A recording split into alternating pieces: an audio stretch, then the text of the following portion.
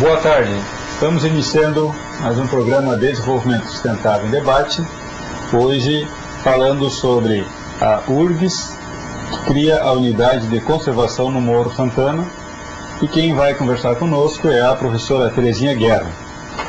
A professora Terezinha é lá do Departamento de Ecologia, do Instituto de Biociências, doutora em Geoquímica Ambiental pela Universidade Federal Fluminense, e atualmente ela coordena o Centro de Referência da Bacia Hidrográfica do Lago Guaíba e também é coordenadora do Núcleo de Estudos em Educação Ambiental lá do Centro de Ecologia. Então, Terezinha, é um prazer tê-la conosco e acho que é um tema muito importante e que nós ainda não debatemos nesse programa. Então eu pediria para que você primeiro nos informasse o que é uma unidade de conservação e qual é a relação da URGS com esse projeto. Exato. Bom dia a todos. Eu tenho mais ou menos uma inserção dentro da universidade, praticamente dentro desse processo de trabalhar no Morro Santana, quando eu fiz o meu mestrado na universidade.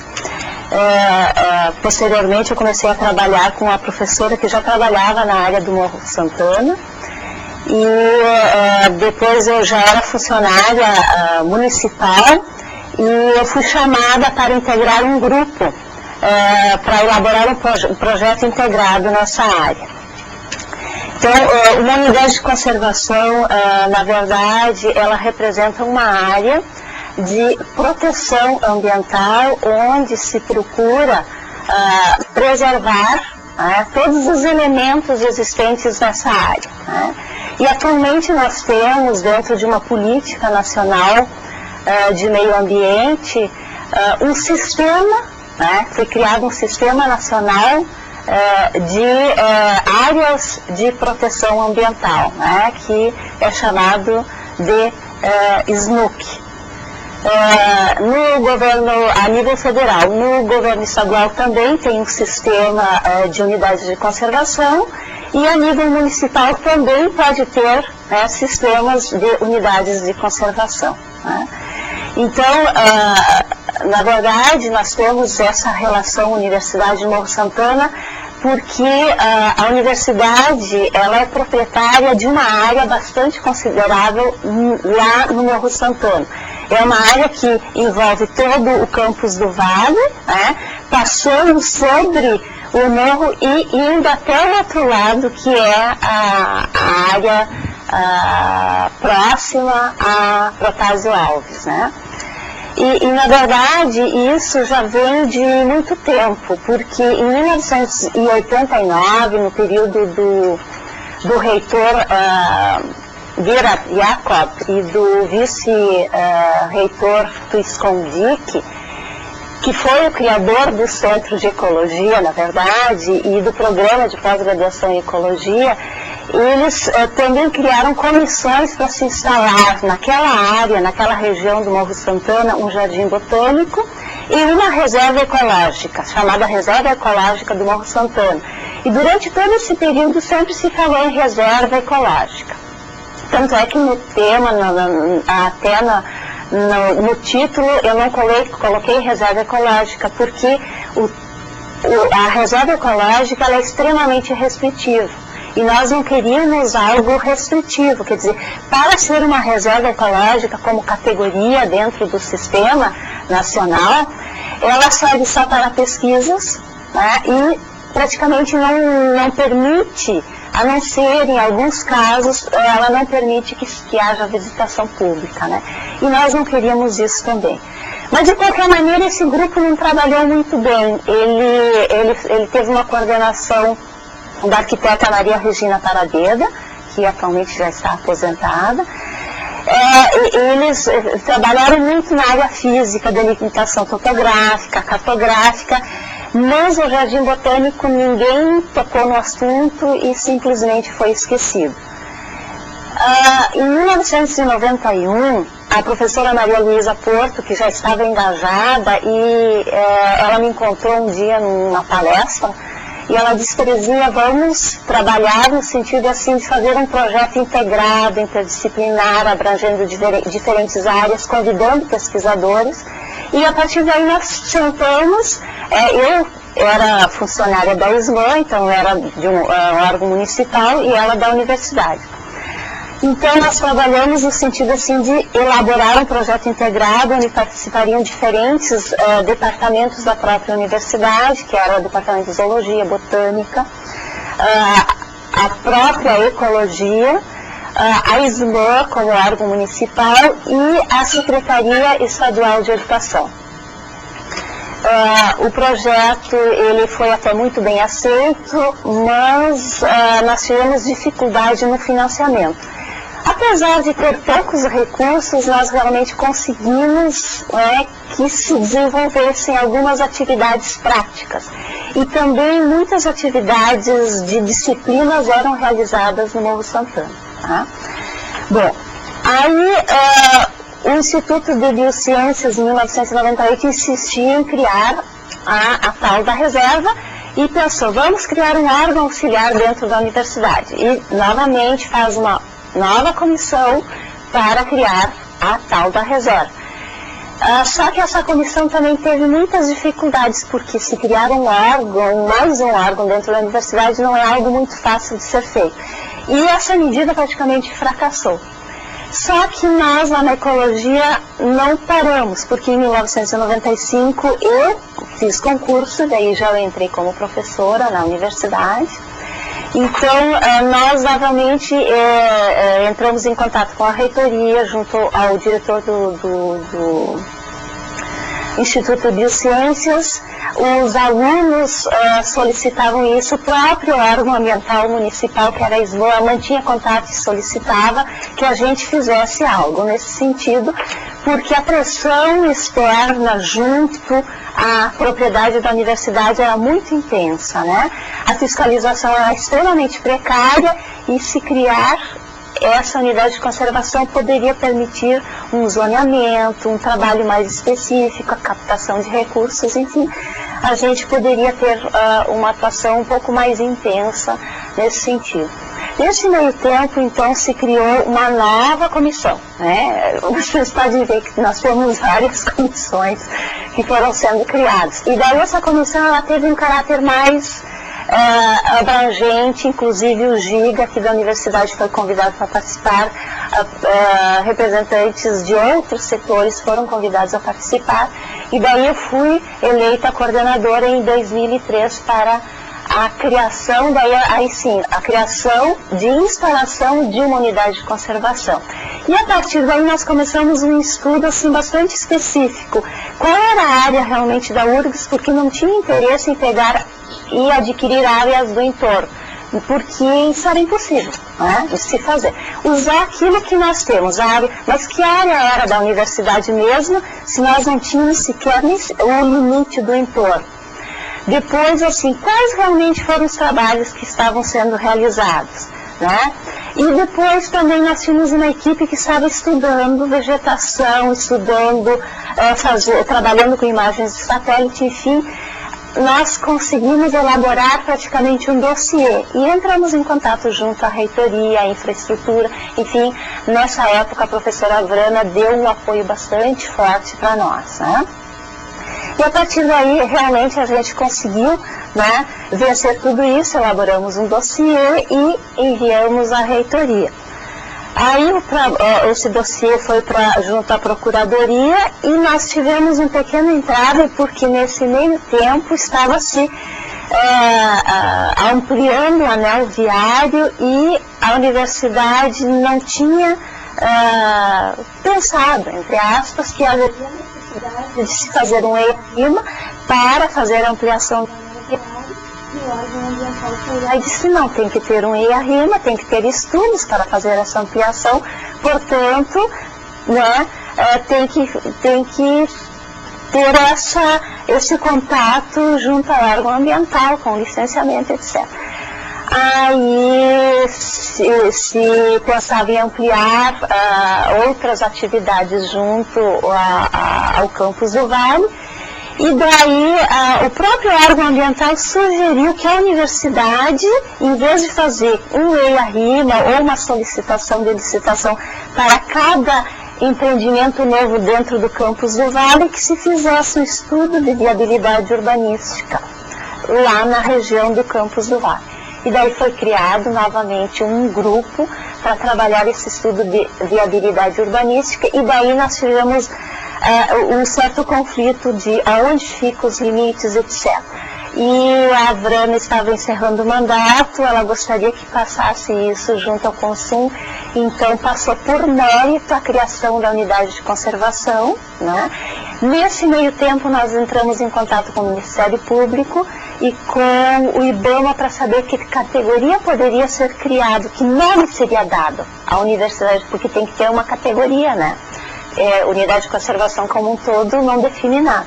Então, eles disseram que poderia ser uma reserva particular do patrimônio natural, ou então poderia ser um refúgio da vida silvestre. São duas categorias de unidade de conservação. Para nós, o ideal seria refúgio da vida silvestre. Tanto é que o EVU, esse estudo de viabilidade urbanística, aprovou a nossa ideia. Só que ainda nós não conseguimos ter esse limite. Então, no Consum, da reunião do Consum do dia 5 de maio de 2004, foi aprovado o mérito com a condição que se estabelecesse o limite e se desse o nome da categoria. A partir daí, então, nós paramos, né, para esperar o andamento do EVU, porque o EVU deveria ser aprovado junto ao órgão ambiental, né, que é o que está em trâmites normais atualmente. E agora, novamente, nós estamos retomando tudo isso, e por isso eu acho que a importância da gente estar aqui e explicar junto ao público em geral, né, sobre isso. Então, por que criar, então, essa unidade de conservação, na verdade? O Morro Santana é o mais alto de Porto Alegre, 311 metros de altitude. Tá? A URGS detém, né, uma grande parte da área do morro como propriedade. Nós levantamos isso. Foram adquiridas várias glebas. Tanto é que nós temos, né, propriedade desde um lado até o outro do morro, né, entre a Avenida Bento Gonçalves e a Protásio Alves, com entrada por um lado e com entrada por outro lado. Sabe informar qual é a área? Sim, nós temos, a URGS tem em torno de 600 hectares, né, lá no campus do Vale.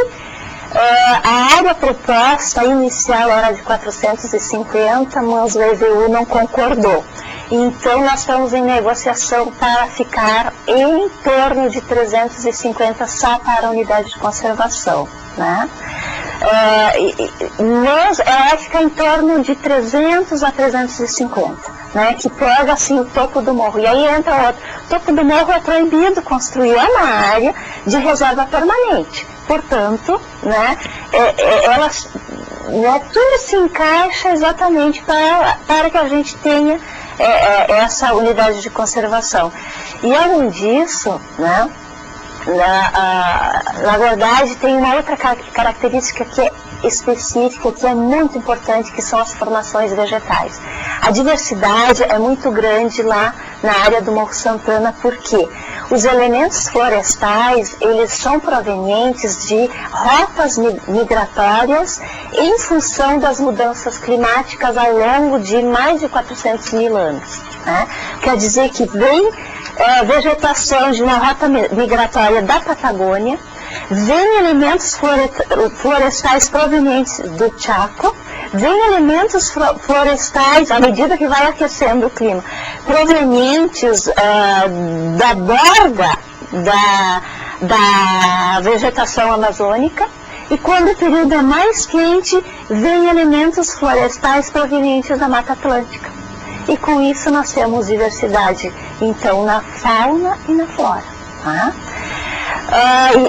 É um ecossistema natural, urbano, inserido, né? Então nós temos uma malha urbana e todo esse ecossistema natural.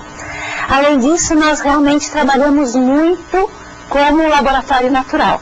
Tá? Foram desenvolvidos trabalhos de iniciação científica, estão sendo desenvolvidos. Nós trabalhamos com pesquisa, 3 dissertações de mestrado, 5 teses de doutorado, dentro de um programa que a gente tinha até o ano passado, 2004, ele foi encerrado, que é chamado de Projeto de Intercâmbio ProBrau, junto à CAPES e DAD, que é uma universidade da Alemanha, que é onde vieram alunos de graduação fazer trabalhos aqui, e 3 teses de doutorado desenvolvidas aí, abrangendo a atividades mais ligadas, claro, que é a parte de vegetação, mas também tem atividades ligadas ao levantamento da fauna, atividades de educação ambiental, né? Nós fazemos cursos de extensão. O ano passado nós fizemos um curso de trilhas ecológicas, né? Eu estou coordenando um trabalho de educação ambiental nessa área. Então, nós temos assim muitas atividades, né? E o que nós queremos é fazer um trabalho de zoneamento, né? Nessa área, a partir, né, ou Refúgio da Vida Silvestre ou RPPN, né? Não importa qual seja a categoria, enfim, conseguir captar recursos e dar um andamento, porque eu acho assim que para uma universidade ter esse tipo de patrimônio é muito importante, né? Bom, Terezinha, eu queria, já tenho algumas perguntas aqui para te passar, mas queria agradecer também a presença dos nossos debatedores aqui, do Kleber, o Maurício e o Lauro, e também depois deixar a palavra com vocês aí para as intervenções. E queria já repassar então uma pergunta da nossa internauta Silvia, que diz que em Curitiba tem a Universidade do Meio Ambiente, né, onde nada mais é que uma área de conservação, semelhante a essa que está sendo feita, mas lá, na área onde está localizada a Universidade do Meio Ambiente, são realizadas aulas práticas e teóricas, pesquisas, né? E ela pergunta então se tem uma previsão também dessa unidade de conservação aqui da Morro Santana de ter alguma atividade semelhante à de Curitiba. Sim, eu fiz uma visita muito rápida nesse local lá em Curitiba, e realmente eles desenvolvem muitas atividades. Nós queremos estabelecer atividades semelhantes àquilo que eles desenvolvem lá, né? Porque eu acho assim que a gente tem possibilidade de desenvolver atividades de educação ambiental muito mais intensas e específicas nessa área, porque nós temos um entorno do Morro Santana onde as pessoas ainda não conseguem entender. Isso eu digo porque nós fizemos algumas pesquisas de levantamento junto à comunidade do entorno, e eles ainda não conseguem entender por que tem que preservar, por que não se pode ocupar aquela área, e eles de uma maneira ou de outra tentam se inserir, eles retiram lenha, eles retiram uma série de produtos, apesar de ter fiscalização. E para eles a ocupação intensa é muito mais interessante do que propriamente só deixar aquela área lá sem preservação. Então, para nós, assim, a atividade com o entorno, ela traria muito retorno no sentido deles entenderem do porquê se ter, né, essa área, uma área específica urbana, tem até estudos relacionados à fauna, onde tem deslocamentos da avifauna entre a Redenção e o próprio Morro Santana. Enfim, tem muita coisa que pode ser desenvolvido sim nessa área. Não, só para explicar melhor, quem tu diz fala que eles querem utilizar eles seriam quem? Eles, as pessoas que estão morando muito próximos à região do Morro Santana, né? É a comunidade em geral, né? Eu digo eles, né? A comunidade, eu digo a comunidade em geral porque nós temos um arroio que é a divisa entre Porto Alegre e Viamão. E a área da universidade encerra exatamente ali no arroio. E essa comunidade se instalou nas bordas do arroio. Tá? E a canalização de esgoto sai diretamente no arroio. E o arroio ele tem já uma unidade permanente de preservação que não está sendo respeitada. Né? Terezinha, tem outra pergunta? Bom, nós já falamos aqui da Universidade do Meio Ambiente em Curitiba, né? Se não me engano, a PUC tem também uma unidade na Serra, né? Em São Francisco.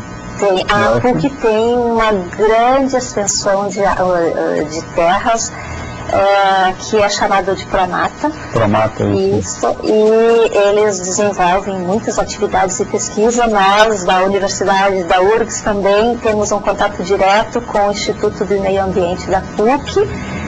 Eu já fui também lá, muitos alunos nossos da graduação, do pós-graduação, desenvolvem atividades no Pramata, né? Então a gente percebe que várias universidades, elas têm áreas, né, onde são desenvolvidas atividades práticas pelos alunos. Né? E essa é a pergunta do Cláudio Sena, que se existe uma previsão de convênio com outras universidades para o desenvolvimento de projetos conjuntos nessa área do Morro Santana. Esse projeto que eu falei, que foi o ProBrau, o convênio CAPES e a Universidade da Alemanha, ele de Munique, na verdade, a Universidade de Munique, foi um convênio entre duas universidades, né? E está aberto para outras. Está aberto tranquilamente, está aberto inclusive com outros órgãos. Quanto a isso, nós estamos abertos para desenvolver projetos. Você disse que já foram desenvolvidas algumas teses e dissertações. Para explicar um pouquinho que tipo de pesquisa podem ser desenvolvidas nessa área? Tá. A maior parte delas estão praticamente direcionadas à composição da vegetação, né? A relação vegetação-fauna. E tem uma que ela é muito interessante, porque no Morro Santana frequentemente ocorre períodos de fogo. Então tem um grupo de estudos que começou a trabalhar para verificar como é que é o processo de regeneração após o fogo. Né? Então eles trabalharam delimitando uma determinada área e eles induziram o fogo, né? Claro, controlado com todo o equipamento necessário, né? Eles induziram o fogo e depois começaram e fizeram todo o trabalho no acompanhamento do processo de regeneração a partir do elemento fogo. Né? Esse trabalho está praticamente pronto, né, para ser defendido, e é um trabalho de tese de doutorado de um aluno da Universidade de Munique. Né? Enfim, tem trabalhos que envolvem a parte de recursos hídricos. Né? Tem um trabalho que é uma dissertação de mestrado, foi uma das primeiras que foram realizadas, que envolve o processo assim, quem é que avança? A área de campo, porque tem áreas de campo, né? E tem a área de mata. Quem está avançando é o campo sobre a mata ou a mata sobre o campo? Né?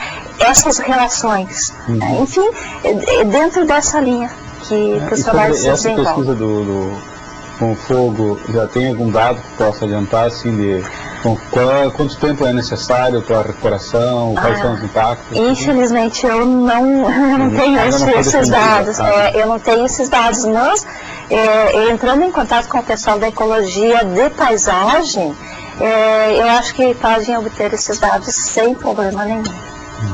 Maurício? Oi.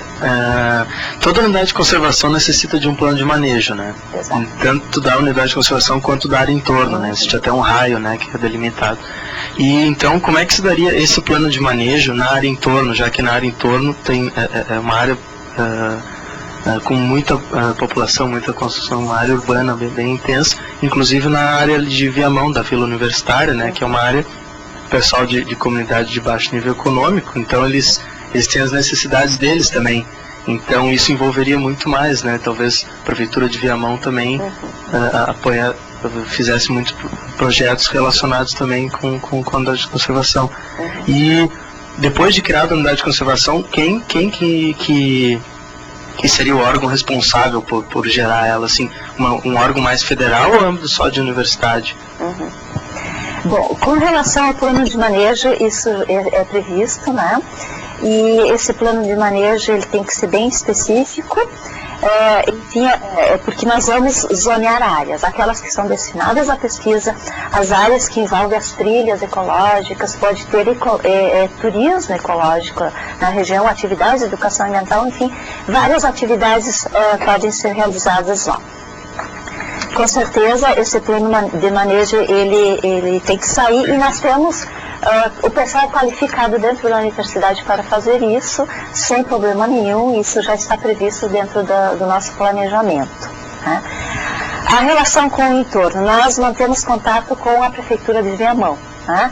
Felizmente, um dos pesquisadores que trabalha, um dos funcionários, ele fez o curso de Ciências Biológicas aqui na URGS e o ano passado defendeu o mestrado em Ecologia e ele é funcionário do Departamento de Meio Ambiente da Prefeitura de Viamão. Ele é um dos contatos e nós temos outros contatos também junto à Prefeitura, porque a Prefeitura tem interesse, né, que a gente possa trabalhar com isso. Tanto é que eles têm recebido vários processos para liberar áreas bem junto ao limite da unidade de conservação. E como existe essa reserva de entorno, eles têm negado, justamente porque, né, se está criando essa unidade de conservação e determinadas atividades não podem ficar junto ao limite. Então, esse contato nós temos. Atualmente, eles estão elaborando um plano junto ao Fundo Nacional do Meio Ambiente para deslocar algumas famílias, né, dessa área, que estão localizadas praticamente quase sobre aqueles arroios, né, nas margens dos arroios. Então, há uma previsão de tratamento de esgoto daquela região e deslocamento de algumas famílias. E o próprio plano de manejo nosso, ele procura, dentro da nossa proposta, de trabalhar com todo o entorno, justamente para que eles entendam o que é uma unidade de conservação e que ela pode ser um benefício para eles e não um entrave à vida deles, né? Então, nesse sentido, nós temos esse planejamento também. As atividades de educação ambiental que nós estamos desenvolvendo junto às escolas, né, que existem nessa área do entorno, porque trabalhando com os alunos, a gente acha também que nós tenhamos um retorno junto às famílias também.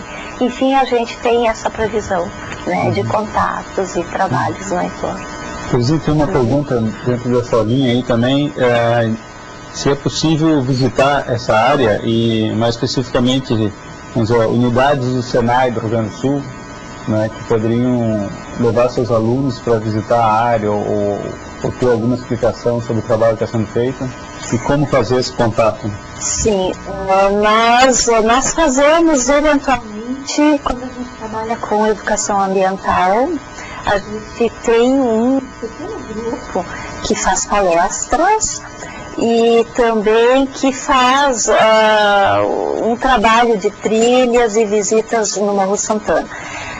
Tem que fazer prévio agendamento, porque o grupo tem outras atividades, né? É o pessoal da pós-graduação, alguns fazem mestrado, outros doutorado, outros iniciação científica, que estão engajados no grupo. Então tem que fazer um prévio agendamento junto ao Departamento de Ecologia, né? Ou pode ser comigo mesmo. Eu vou te dar 2 telefones. Um telefone é o telefone do Centro de Ecologia, que é 3316 6762, tá? Pode ser o meu telefone, o telefone da minha sala, 3316 6773, né?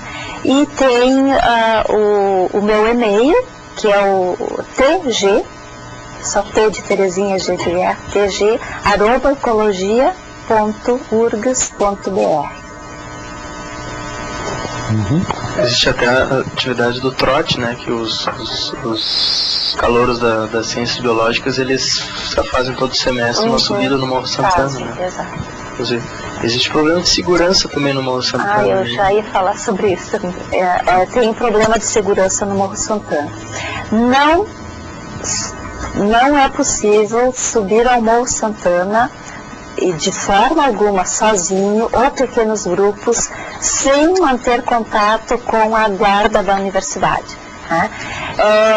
Tem os seguranças que são funcionários da universidade, eles estão aptos e nós temos um pequeno convênio entre eles e o grupo que faz os trabalhos no Morro Santana, as visitas, os trabalhos de pesquisa. Então nós sempre fazemos um agendamento com essa segurança e a segurança nos acompanha em todas as atividades. Então, não se deve subir no Morro Santana sozinho, não se pode entrar de forma alguma para fazer visita, nem trilha, sem uma consulta prévia à segurança, porque a segurança acompanha, ela muitas vezes ela vai a cavalo, leva cães de guarda junto, porque é perigoso.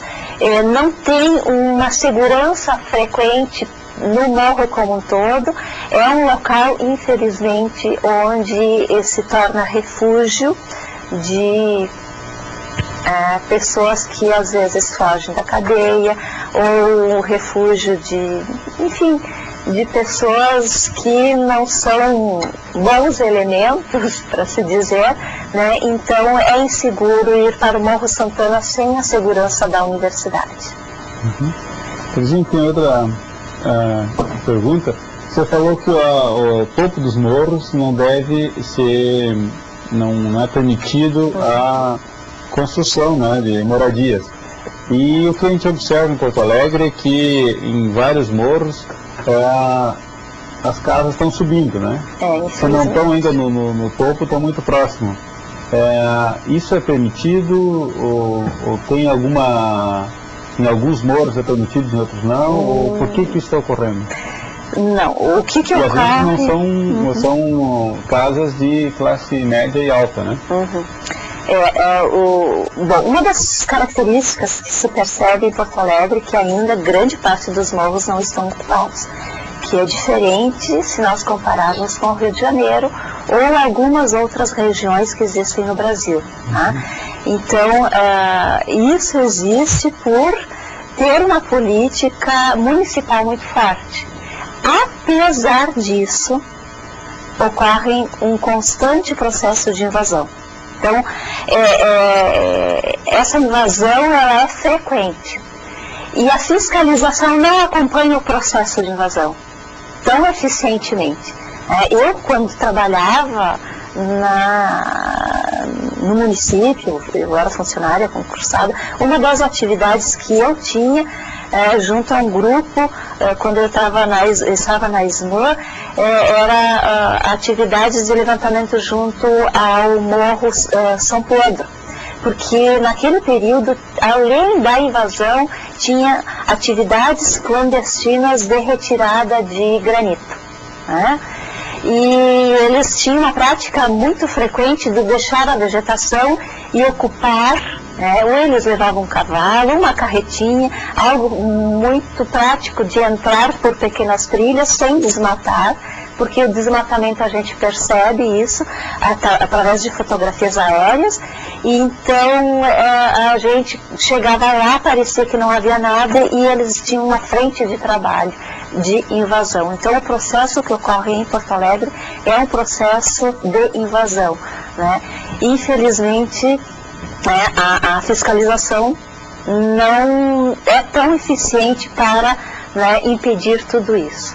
E no Morro Santana a gente percebeu isso nessa face aqui junto à Avenida Antônio de Carvalho, que com o tempo, passado o tempo, e eu sei disso à medida que a gente foi, né, se instalando no campus do Vale, a ocupação ia ocorrendo. Nós, inclusive, fizemos várias reuniões com diferentes comunidades para saber se eles trabalhavam junto à comunidade para impedir, né, eles mesmos, porque era uma maneira de a gente trabalhar com a comunidade. Então tinha uma comunidade onde alguns moradores disseram assim: não, eu moro aqui, a partir daqui ninguém mais passa, né? Mas era muito mais a decisão da comunidade, enfim, né, para não ocupar mais os outros locais. Mas topos e morros, eles não podem ser ocupados em função da legislação, né? E também tem a declividade específica, áreas muito declivosas também não podem ser ocupadas. Enfim, tem uma série de legislação específica, e especificamente tem o plano diretor de Porto Alegre também, que relaciona isso. Eu gostaria de perguntar, tu falou um pouco sobre as dificuldades, né, de implementação dessa unidade de conservação, falou um pouco dos entraves políticos e burocráticos que deram, também da falta de informação da população nos entornos, né? Eu gostaria de saber mais, falar sobre as dificuldades que vocês estão enfrentando ou enfrentaram, e como que vocês estão fazendo para lidar com essas soluções, vocês estão chegando para conseguir lidar com esses problemas e dificuldades. Na verdade, o que ocorreu assim a partir da década de 80 é que existia uma vontade muito grande de algumas pessoas, tá? E daí se criavam comissões, mas não se dava condições para que essa comissão pudesse trabalhar, né?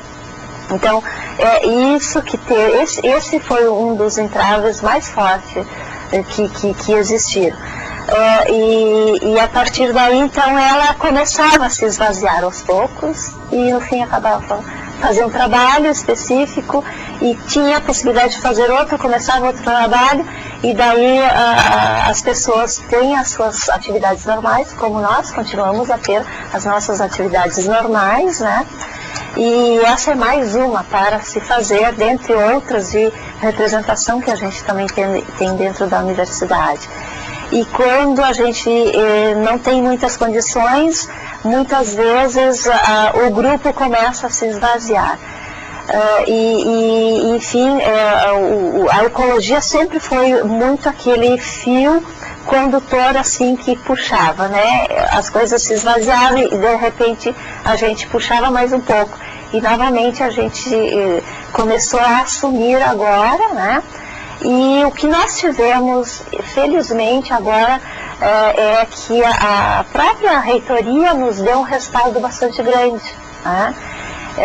De trabalho. Então, quando a gente começou a procurar, a verificar os documentos relativos à posse, à compra dessas glebas, eles nos disponibilizaram, né, mais facilmente documentos, porque nós precisávamos saber exatamente qual é a área realmente que a URGS é proprietária, né? Se não tem alguém que nos possibilite o acesso a documentos, dificulta um pouco mais, né? Então, nisso tudo nós tivemos uma maior facilidade. E o próprio grupo que se engajou, ele trabalhou bastante no sentido assim de elaborar mapas, de estabelecer muito claro esses limites que a gente gostaria que fosse. Então, eu acho assim, melhorou muito a equipe de trabalho, e então Agora, o entrave, na verdade, foi assim, o EVU realmente precisava ter um andamento específico, e ao mesmo tempo é interessante porque ter uma unidade de conservação criada e apresentar um estudo de viabilidade urbanística junto ao órgão ambiental é muito interessante porque ele já está oferecendo uma área de preservação sem ter o órgão ambiental que pedir algo, né? Ele já está oferecendo. Então é muito interessante a proposta da própria universidade. Tanto é que o EVU já tem caracterizado muito bem essa área, e agora, enfim, eles encerrando essa parte, para nós é só fazer o limite, e ainda nós temos que ter um parecer muito bem embasado junto à Procuradoria para saber qual é a categoria, né, e que categoria é essa, e daí sim, eu vou responder agora que eu não respondi antes da sua pergunta, né? Quem vai administrar isso, né? E a proposta do próprio Instituto é que se crie um órgão específico, que seria um órgão auxiliar, para administrar, né, essa unidade de conservação, porque ela vai envolver convênios, captação de recursos, atividades. O próprio EVU tem uma proposta de criação de um centro de eventos e criação de um pequeno museu nessa área. Enfim, tem uma vontade muito grande e atividades para serem realizadas, né? E um órgão auxiliar junto à universidade, ele poderia ter condições assim melhores de se fazer do que diretamente ligada a um departamento. Eu também acho que não deveria ser ligada a um só departamento, porque isso é da universidade. Todos poderiam se engajar. E tendo um órgão ligado à universidade, praticamente toda a universidade poderia se engajar, né, nesse processo. Ok, então a gente tem uma pergunta aqui. Qual é a diferença entre uma reserva particular do patrimônio natural, né, RPPN, e de refúgio da vida silvestre? O que diferencia uma da outra? Certo. Uma reserva particular, ela pode ser assim, ela pode ser administrada pelo próprio dono da área, né? Ele registra junto ao IBAMA, pode ser privado, né? Enquanto que o refúgio da vida silvestre, não, ela é uma categoria de unidade de conservação, de preservação permanente, e daí para nós seria um pequeno entrave, daí que eu disse que nós precisamos ter um bom parecer de pessoas competentes e que entendem da legislação específica, que eu não tenho essa condição, né? O nosso grupo também não teria essa condição, mas a gente precisa de alguém que entenda muito bem da legislação ligada à área de direito ambiental. Porque não existe nada assim semelhante àquilo que nós queremos propor. Então, se a gente vai tentar colocar essa unidade de conservação junto ao Sistema Nacional de Unidades de Conservação, quem deveria administrar seria o IBAMA.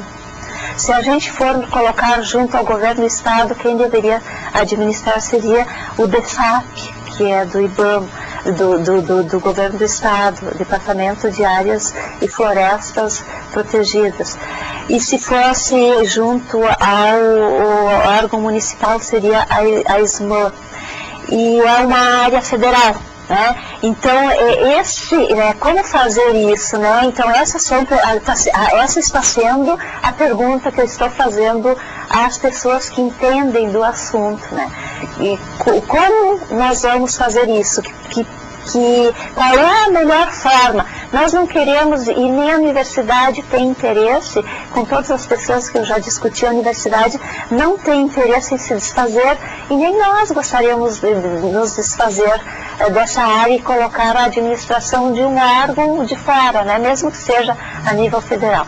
O IBAMA disse assim para nós, numa conversa, né, que foi como representantes do IBAMA numa reunião. Se for o IBAMA administrar, ele não quer, ele repassa e se faz um contrato onde a universidade administra ou esse órgão auxiliar administra. É uma proposta. Mas qual é a mais viável? Ainda a gente não sabe. É essa a resposta que a gente também precisa ter. Reserva particular do patrimônio natural, a gente está tentando ver se uma área federal, de um órgão público federal, pode ter isso. E também essa é a resposta que a gente quer ter. Então, enfim, de toda dessa pequena lista que a gente ainda tem que fazer, é a resposta que a gente está aguardando junto a pessoas qualificadas, né, que a gente já fez essa solicitação e nós estamos aguardando. Pergunta do Cláudio? Eu estou achando interessante esse trabalho de educação ambiental que está sendo feito junto à comunidade. Eu acredito que uma expectativa importante desse trabalho seja de que as pessoas passem a conservar, inclusive, a área de proteção, né? Já está sendo feita alguma pesquisa a respeito dos efeitos desse trabalho, se já dá para perceber que a população realmente está se engajando no sentido de proteger, está sendo pesquisado? Não, ainda não. A gente acha ainda que é um período de tempo muito pequeno e nós ainda não conseguimos abranger todo o entorno. Tá? Numa atividade prática de uma disciplina da qual eu fazia parte, nós fizemos uma visita e passamos em todo o entorno com os alunos, onde a gente fazia pontos de parada, e nós chegamos mais ou menos na região lá próxima da Protásio Alves, mas aproximadamente uns 500 metros do portão de entrada da universidade, e a propriedade era de um particular. A gente chegou, tinha em torno de mais de 20 cães guardando a área, né, e um casal de proprietários. E eles praticamente eles desconheciam, né, essa relação. A única preocupação deles era de que existiam muitos animais, muitas aves, e especialmente bugios, que estavam se dirigindo para aquela área deles, porque eles tinham uma área verde, e a explicação da senhora foi o seguinte, ela disse assim: eu acho que eles estão desmatando muito lá embaixo, quer dizer, uma área bastante próxima, porque eu sei que foram deslocadas muitas famílias e tem várias casas construídas, e os bichos estão vindo para cá, né? Porque eles estão precisando de comida. E eu sei disso porque eles vêm comer aqui na nossa área. Então, ela tinha uma preocupação